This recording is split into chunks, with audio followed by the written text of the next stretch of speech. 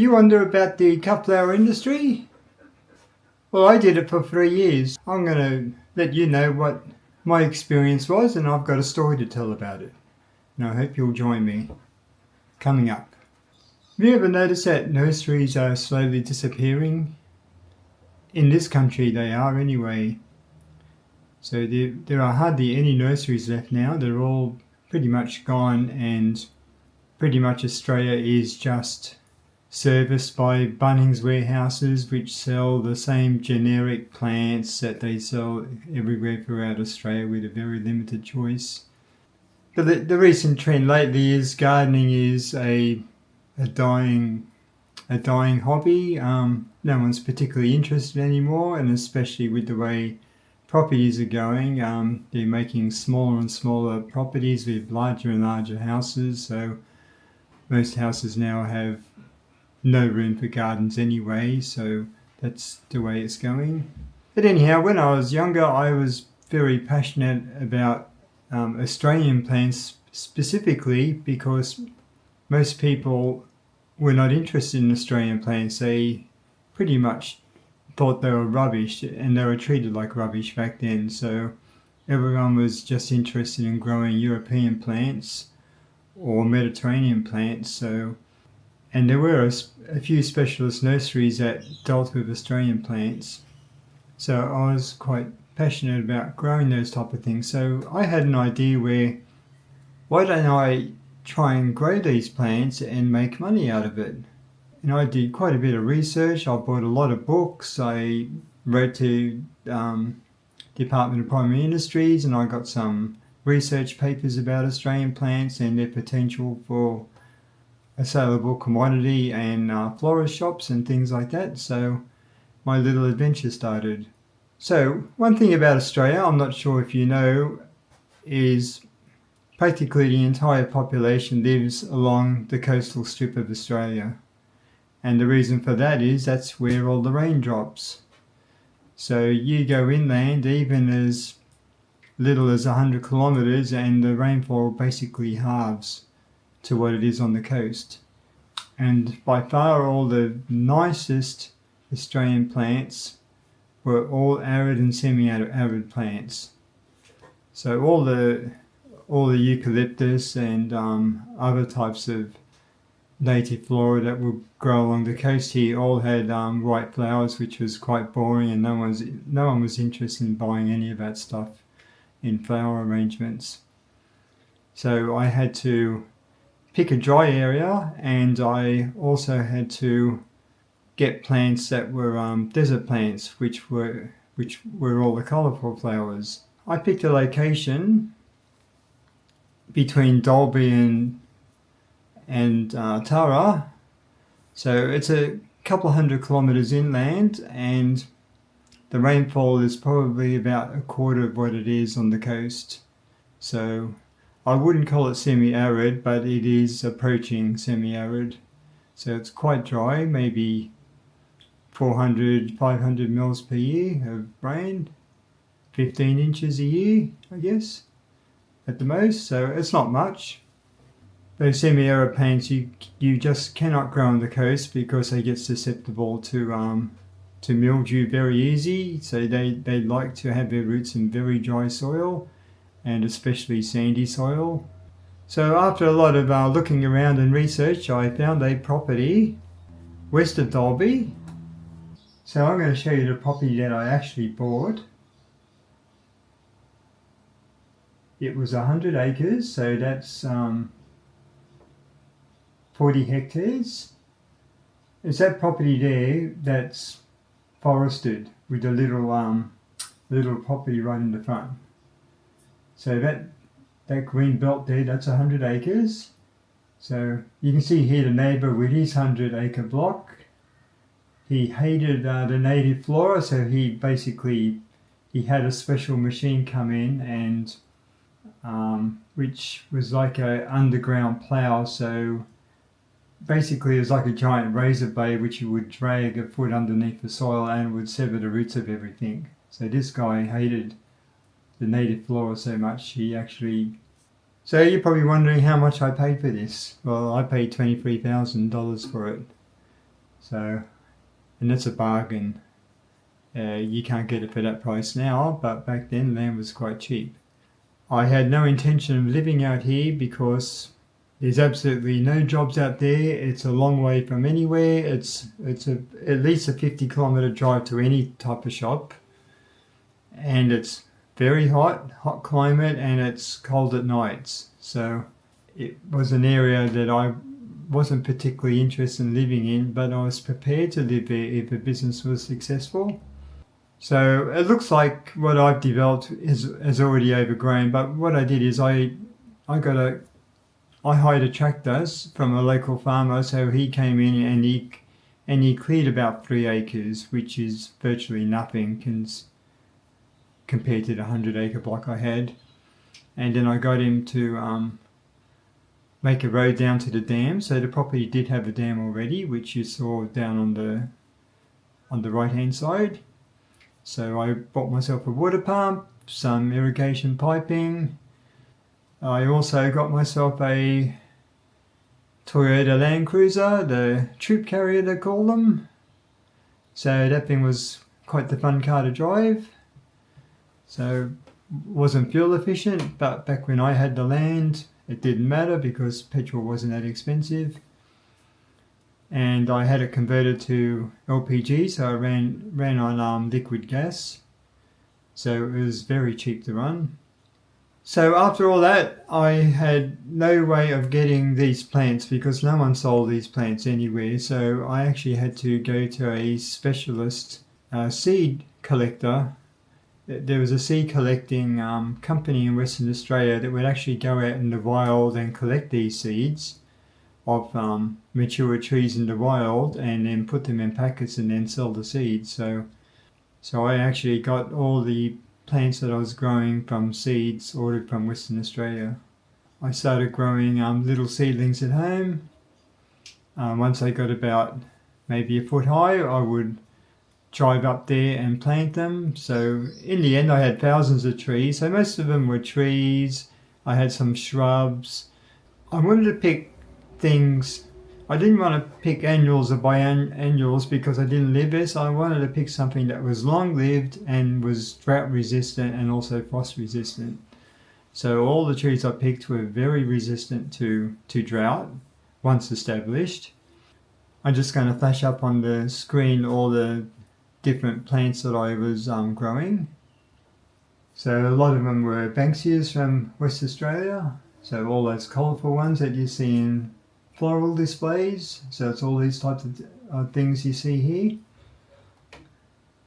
So I should mention that the property I had was also sand, very deep sand. So it actually looked like the beach, the same type of sand that you find at the beach. Also growing some of the eucalyptuses of West Australia, the ones with the very big, bright, colourful flowers. And a lot of eucalyptuses also had seed cases that were very bright and showy, and they were very desirable in florist arrangements. I was also growing silver foliage trees. So you know the type that they use in filler in bunches of flowers, you know that grey foliage they just use as filler to go in between the flowers. So I was also growing trees that had this beautiful silver foliage. It isn't this species, it was actually better looking than these species, but you get the idea. It's also growing grevilleas, isopogons, petrophiles, banksias, dryandras, all that type of stuff. And I don't think anyone still is growing it. So some of the eucalyptus, especially the arid climate ones, have very colourful seeds, as you can see here. So they're long lasting and they look great and they're really vibrant sort of colours. So I was growing those as well. The good thing about these being small trees, when you harvest them, you can get bunches and bunches of them, and you'll get bunches of them next year. And because the trees are long lived, you know, you can do it for years. Anyhow, that was my plan. So I was actually working full time in a job, and I had to make the trip every weekend what I would do is I will grow batches of seeds, maybe 100 at a time or 200 at a time. I will grow them to a foot or so high. Then I will go out there and I will water them every week for a couple of months. So one good water per week, and that was enough. And after that, I would taper it down to like once every couple of weeks or once every 3 weeks. So these plants are very drought resistant, but only when they're established. So when they're young, they do need watering. So I did this.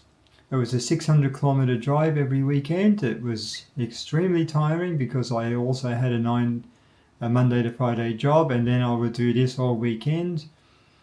So I did this for more than 2 years, 3 years. Would drive out, water everything, get everything established. So by the time I got everything established, some of the trees are approaching 6 foot high. So then I didn't really need to water anymore. So everything was going good. I did manage to do some harvest of the silver foliage, and the way it worked is there was another grower in the area who was trying to promote all this stuff, and he had what was formed was like a wildflower co-op, and he would buy everyone's flowers, whether he sold them or not, at a reduced price, and then he would use his truck and go around to all the coastal areas and sell all the flowers. So first time I did it, basically I sold all of my stock to first couple of florists that he went to, so I actually got fairly good money for that. I can tell you now, it's not a lot of money. It's probably enough to live on, but you would have to grow a lot of plants. And the amount of plants I had, even though I had a couple of thousand, probably wasn't enough. You probably need a lot more than that. Probably at least 50 acres of cultivation. So I only have 3 acres. So things were looking good. I mean, I was really tired, I was still pondering whether I should actually live out there or not, because I had an idea that once I get out there, I'll probably never get to go back to civilization again. And then we had the worst drought we've had in a long, long time, probably at least 50 years or so. So we had a summer that had no rainfall at all, and we had very high temperatures, so over 40 degrees Celsius, which is over 100 degrees Fahrenheit. So we had weeks of that type of weather. Mind you, the plants were fine. They didn't seem to bother them at all, but the problem was all the other farmers around with their cows and their sheep and all that, they had nothing left on their property, so they were letting everything roam on the sides of the road to eat what little grass was left, because it's either that or kill their animals. I had quite a few animals stumble onto my property, so even though it was fenced, it wasn't a livestock fence, so it was only 3 strands of wire. So especially the sheep, you could just sort of step over the wire and sort of pull their way through the fence. A lot of the sheep and the livestock basically ate most of my stock, so I was really disheartened from all of that type of stuff, and because I wasn't living out there wasn't much I could do about it. That was one problem I had, is the neighbours basically. People doing whatever it is to keep their livestock alone. The other problem I had was people living out there were really Australia flora haters. I had a guy on one side, he wanted to be a goat farmer, so he basically cleared his entire block, and then after that he was complaining about how hot and dusty his house was, because every time a wind would blow, it would blow up a dust storm, because he pushed every tree over on the block, there's nothing holding the soil in anymore, and it was also hot as hell.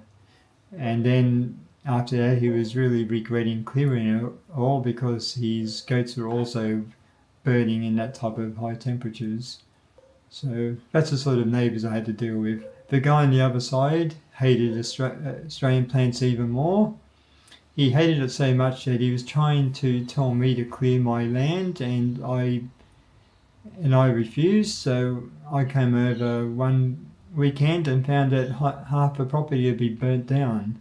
So, and I could see where the fire started, which was right near the property line of his neighbour. So it looks like he decided to light a match and clear my land for me by burning it down.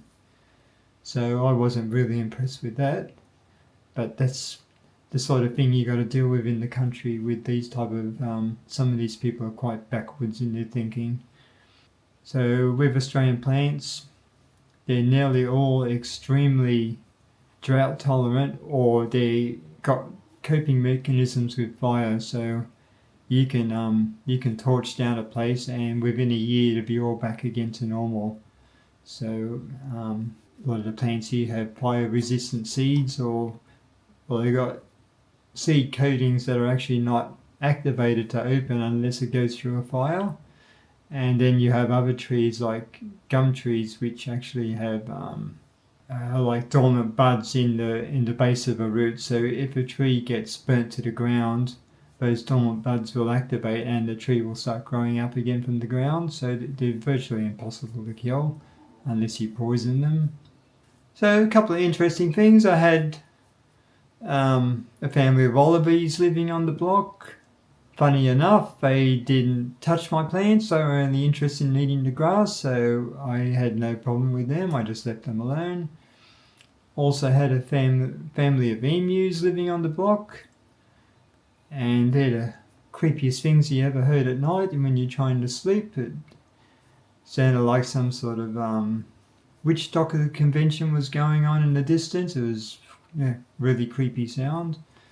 And anyhow, after getting most of my stock eaten by livestock, I decided to just sell the property to the neighbour because he wanted to move his goat farm onto my property because he trashed his property. He now wanted to use my property, so he bought it off me for pretty much the same price that I paid for it.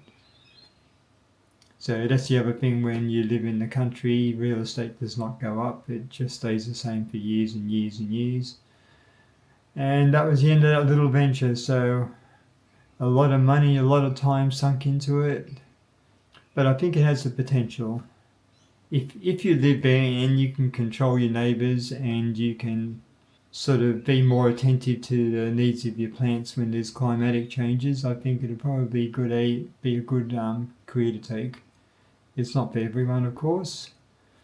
And it's still, even now in Australia, it still hasn't caught on. I mean, there are some flower arrangements with banksias in it, but they're not the most common ones. There's a lot of proteas still, better plants from South Africa. But as for the funds I was growing, I have still yet to see them. So I hope that was useful and a bit of an insight into wildflower farming, and thanks for watching.